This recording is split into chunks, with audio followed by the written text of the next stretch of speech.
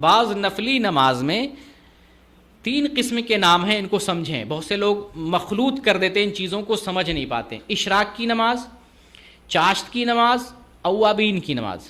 سنا ہوگا آپ نے نام، یہ سارا مشہور نام ہے، بہت سے لوگوں کو پتہ نہیں اوابین کیا ہے، چاشت کب پڑھتے ہیں، اشراق کب پڑھتے ہیں۔ ان نمازوں کو سمجھیے، اشراق، چاشت اور اوابین۔ صلاۃ الضحیٰ جسے چاشت کی نماز کہتے ہیں، اور صلاۃ الاوابین، اوابین کی نماز، یہ دونوں ایک ہی نماز ہے، یہ دونوں ایک ہی نماز ہے۔ ابھی جو میں نے ابو ہریرہ رضی اللہ تعالیٰ عنہ کا بیان سنایا کہ انہوں نے بیان کیا کہ مجھے میرے خلیل نے وصیت کی کہ زندگی بھر میں تین چیزوں کو نہ چھوڑنا، وتر کی نماز پڑھے بغیر نہ سونا، صلاۃ الضحیٰ کبھی نہیں چھوڑنا۔ اسی حدیث میں ابن خزیمہ کی حدیث ہے، کہتے ہیں صلاۃ الضحیٰ کا جب بیان کرتے ہیں تو کہتے ہیں یہی اوابین کی نماز ہے۔ اس حدیث میں مذکور ہے کہ یہی اوابین کی نماز ہے۔ تو چاشت کی نماز اور اوابین کی نماز ایک ہی چیز ہے، دو الگ الگ چیز نہیں۔ کم سے کم 2 رکعات ہیں، زیادہ سے زیادہ 8 رکعات ہیں، زیادہ سے زیادہ 8 رکعات۔ نبی کریم صلی اللہ علیہ وسلم فتح مکہ کے موقع سے 8 رکعات صلاۃ الضحیٰ پڑھتے ہیں، 8 رکعات۔ اس حدیث میں موجود ہے باقاعدہ صراحت کے ساتھ کہ نبی کریم صلی اللہ علیہ وسلم نے 8 رکعات صلاۃ الضحیٰ ادا فرمائی ہے۔ تو کم سے کم 2 بھی پڑھ سکتے ہیں، 2 پڑھتے ہیں۔ چاشت کی نماز جو ہے پورے جسم کے جوڑ کا صدقہ ادا ہو جاتا ہے، ہر جوڑ پہ صدقہ ہے، اور اس صدقے کو ادا کرنا چاہتے ہیں 2 رکعت چاشت کی نماز پڑھ لیں، پورے جوڑ کا صدقہ ادا ہو گیا۔ تو صلاۃ الضحیٰ اور صلاۃ الاوابین دونوں ایک ہی نماز، الگ الگ نہیں ہے، ٹھیک ہے۔ اشراق جو ہے تھوڑا سا اس کو سمجھنا، اشراق کی اگر فضیلت لینی ہے تو کیسے پڑھنا ہے؟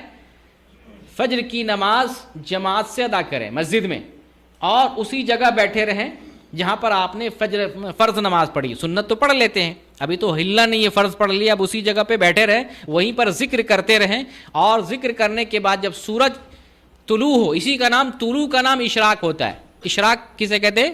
سورج طلوع ہونے کا نام اشراق ہے۔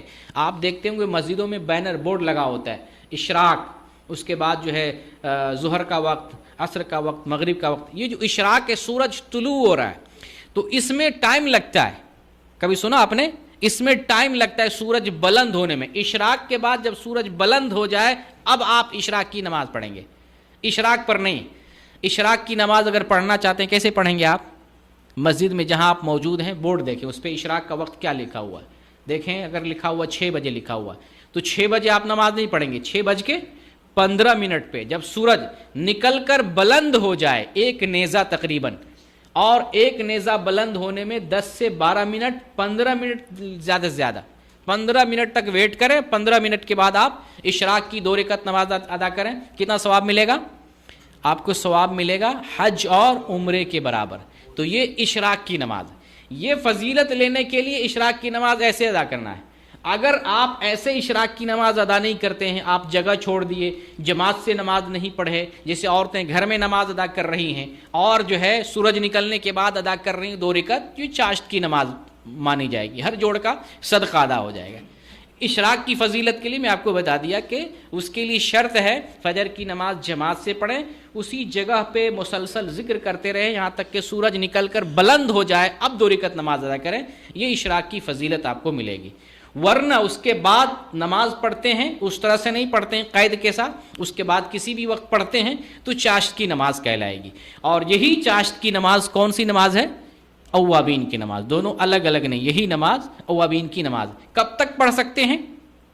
سورج جب بلند ہو جائے اس وقت سے چاشت کی نماز پڑھ سکتے، کب تک؟